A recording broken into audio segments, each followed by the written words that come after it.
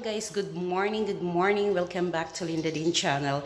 So this morning guys, today October 2, so update tayo sa modern house. So ito lang guys, gusto ko lang i-explain na ang caption natin sa mula nag-umpisa tayo May 2022, 400k budget 2023 sa second story house extension. So ang nangyari guys, yung 400k guys, hanggang poste lang yan, and then doon sa roofing, roofing natin. Roofing ba yun? Yan. So, napakamahal talaga yung mga materialis ngayon, at lalo na sa labor din guys. So, mashock ka talaga. So, ang nangyari guys, imagination lang yung 400k budget natin. So, ngayon, iniba ko na yung caption. Ang ilagay ko na lang is modern house. Yun na lang muna guys. Kasi, siyempre magtaka kayo 400k budget and second story, napakamahal na mga materialis ngayon guys. So, yun na lang. So, in-explain ko lang sa inyo para hindi kayo magtaka. So, yun guys. So, please keep on watching. So, ito na yung flooring natin guys. Yan. So, bali, 4 na araw yata to natatapos. So, yun siya. And then, dito sa CR natin sa taas, naglagay na din ng tiles. Yan. So, sabay-sabay na guys para sana matapos tayo. And then, dito sa terrace natin, pinipinturahan ng kulay itim para maganda na siya sa canopy. So, yan siya guys. And yan, time out. So, tuloy-tuloy pa din yung kaumpisa lang pala yung pag-flooring natin dyan sa harap. And then, tuloy-tuloy na yan siya guys hanggang sa kusina. Yan siya. So, shout out everybody. Ayan. Bali, dalawa lang yung gumagawa. And then, yung isang trabahante nag-tile sa CR. And then, yung isa nagpintura. So, yun siya, guys. So, done na yung first block, guys. Bali, next day naman. Ayan. Thank you for watching, everybody. It's raining.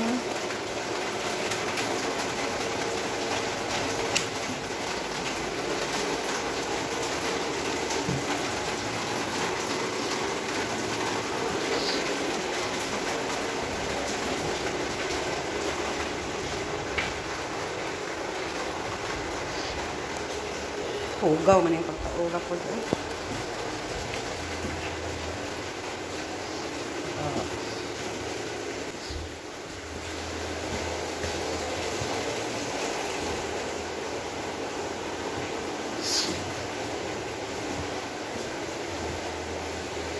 Hindi lagi kay dikit dito. Mag-iskola ko dito. Kaya kung i-anak kong pudbud mo, diri na po ang pangit. Tangan lang nagdiba naman na yung lupang.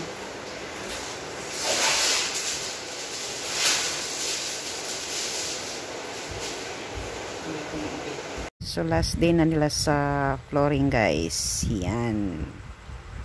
Matapos niyan. So, ito na yung pangalawang araw guys. And then, pangatlo, yun, tapos na. Magic. Magic. So, yan, tapos na yung flooring natin. Tapos, painting. Hindi pa tapos yung painting sa ceiling na painting natin. Ang pintor natin, madami siyang gagawin. And then, akyat tayo sa taas para makita natin ang result sa ibang mga ginagawa dito sa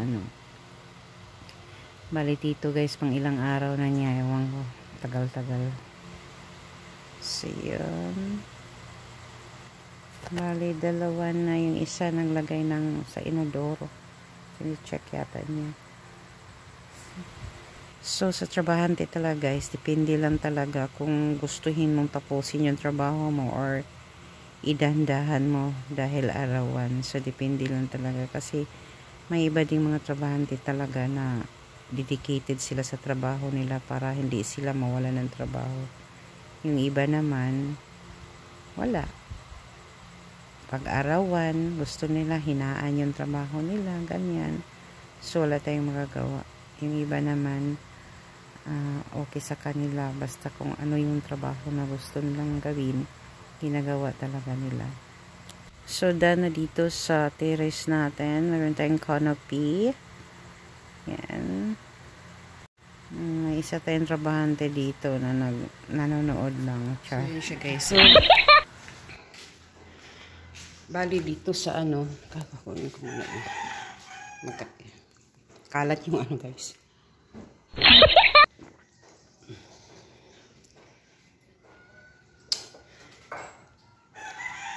Yung dito sa CR. Yung dito sa CR guys, sa taas. Nilagyan na siya ng tiles. Kaya lang today, nung Monday, hindi siya, walang trabaho. So, bali kahapon lang nag-start. Bali, isang tao lang ang gumagawa nito. Isang tao lang ang gumagawa nito. Bali kahapon, ano na siya, 5 days and a half. 5 days and a half na. So, ngayon, kung matapos niya to, sana matapos niya to kasi ito na lang naman. So, 6 days and a half na natapos niya guys. So, sa mga master mag-tiles dyan, mayroon ako itanong sa inyo, sa isa katao, sa ganito kalaki na CR, yan, dito lang naman, ilang araw ba matapos? Kasi siguro ganyan talaga pag-arawan. Bali, 700 ang arawan namin dito guys, yan. So, kung matapos niya today, or sana half day lang, para may magawa pa siya sa another half day. Bali, 6 day and a half na guys. Yan. So, yun ang ano. Mahirap talaga pag-arawan. Pero, iba din kasi ang pakyaw nila guys sa mga trabahante ko. Mahal siya guys. So, gusto lang namin na arawan. Dito ang room natin. Hindi pa siya natapos dahil short tayo sa vinyl. Dito, waterproofing ang nilagay. So, balik kagahapon guys, ang lakas-lakas ng, ito yung ilagay sa CR, ang lakas-lakas ng ulan, malakas yung hangin. So, yung hangin papunta dito. So, pumasok yung tubig dito. Pero hindi pa to tapos, lagyan pa dito ng glass. Dito. Bali, divider niya guys. And then, dito, mali ito eh. Bali, 2 araw to ginawa. Kasi, ang sabi ng trabahante, standard daw pag ganun. So, sabi ko, uulitin. Kasi nga, talagang papasok yung tubig. So, para ganun kaunti. So, ganun na siya kaunti. Sige. Yan. So, pumapasok pa rin yung tubig, guys. Kasi malakas yung hangin. Pero pag walang hangin, hindi naman siya pumapasok. So, yan lang ang problema. So, kung sakaling malakas ang hangin, mas maganda na lang mayroon ditong ilagay na ano, parang trapal. Para protection siya, guys. So, buti na lang dito, guys. Yung trabahante namin na pintor, nalagyan na niya kaagad dito ng waterproofing. Yan. So, okay na siya, guys. So, after nito sa mag-ano sila, pagkatapos nilang mag-tile sa baba, dito na. Kasi tapos na dito. Para malinis na siya dito. Dito, pipinturahan na lang dito. So, yan siya, guys. Pang 7 araw na yata to guys. Hindi pa siya tapos. And then, yan. Ay, nako.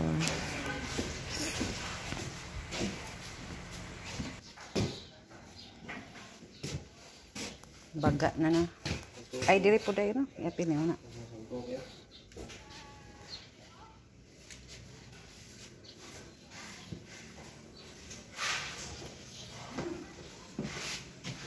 Shout out everybody and thank you for watching, and don't forget to leave any comment guys. Yan.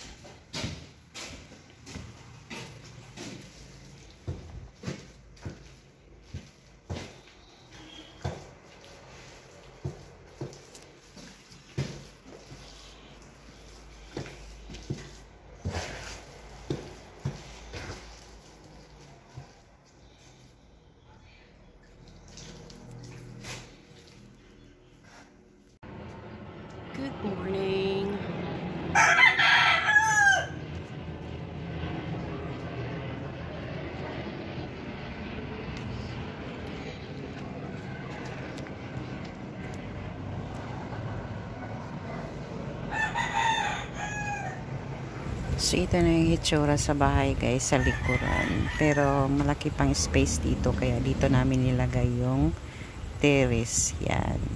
Para makikita doon sa kalsada. So, ito yung terrace natin. Ang view, Tapos na siya. since guys, so, bali, dyan.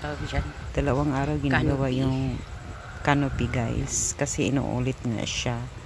So, ang labor niyan is 2,400. Yan. Tapos na yung flooring natin guys dito. So dito glass na lang ang kulang. And dito sa door natin, paint na lang din ang kulang at saka doorknob. Dito tapos na yung cube light natin. Tapos na din ang paint. Dito tapos na ang paint. Pero itong ilaw na to palitan yan. Hindi siya maganda. And then dito. So bali guys, yan. So yung forma na lang diyan sa anong hugasan sa kusina natin, hindi pa siya tapos. So today, October 2, yan. So mamaya may magtrabaho dyan para tapusin. And then, maghanap pa kami ng lagay ng tiles dito. Kasi masyado na siyang mahal guys. Karamihan ngayon pakyaw na, tapos yung pakyaw naman talaga is super mahal. So sabi nila, mas makamura daw kung pakyaw, pero tingnan, tingin ko, hindi naman, depende. So maghanap pa kami ng trabahante talaga na medyo makamura tayo dahil grabe kamahal na guys, super mahal. So akyat tayo dito. So hindi pa rin nalagyan dito ng hagdanan kasi itong guys, pinatrabaho namin, may yung trabahante namin dati, siya ang naglagay dito ng ayan, tiles. Kaya lang back job guys. And then hindi pa yan nadikit yung daanan ng poop guys, natakpan ng tiles. So palpak siya, medyo may error. Madami siyang error dito. Almost 1 week to natapos. Pero isang tao lang naman siyang gumagawa. Ang sabi nila mahirap daw gumawa maglagay ng tiles dito sa CR. Yun. So, yun ang sabi nila. Siguro.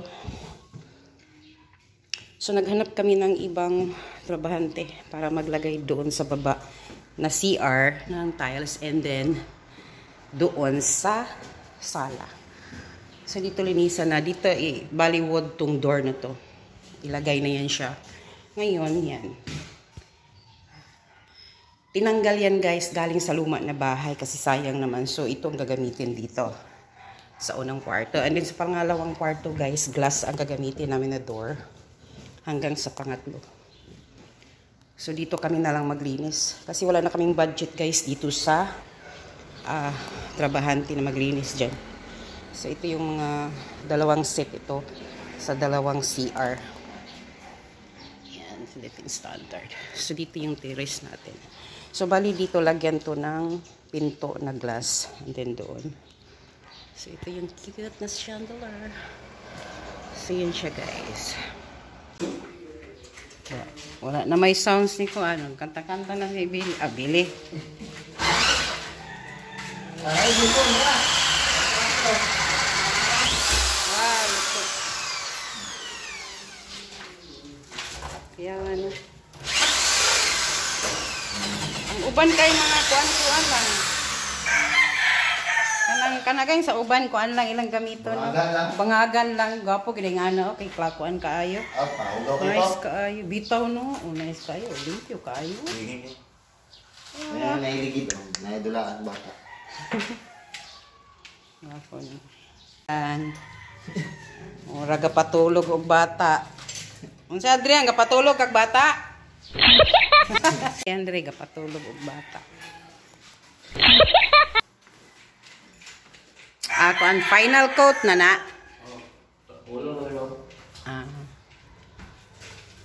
Ito yung CR natin sa baba guys. Yan.